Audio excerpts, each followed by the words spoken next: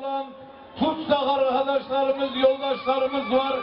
Başta Batman cezaevi olmak üzere bu ülkenin bütün zindanlarında yatan yoldaşlarımıza da hep beraber bir merhaba diyelim. Merhaba yoldaşlar.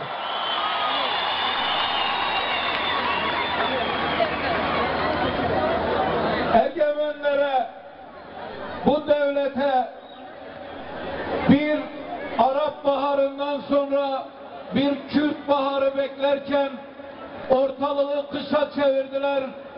Fakat bu halk kışı nasıl atlatacağını biliyor. Kış nasıl atlatılır?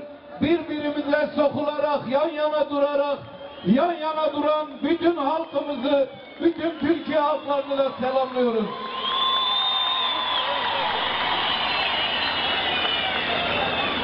Onlarda her şey var.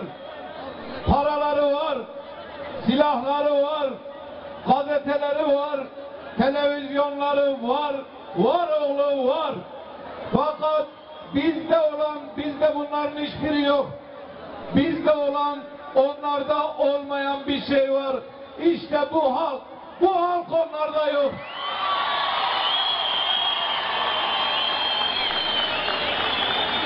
Bunlar siyasal parti değil, bunlar şirket. Bunların insanları da müşteri gibi görüyorlar. Bunların hangisinden 300 tane adam eksilsen bunlar naçar perişan kalırlar. Yolda yürüyemezler. 9.000 tane Kürt'ü tutukladılar. Yine bu meydan bu halde.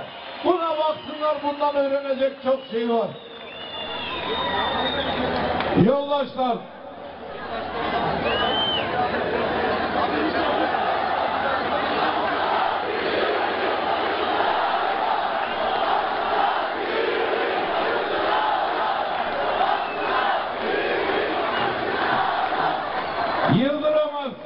yıldırsaydı zamanında bu baş size eğilecekse kopsun diyen insanları yıldırırdı.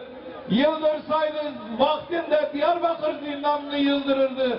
Yıldıramadı, dün de yıldıramadı, bugün de yıldıramayacak.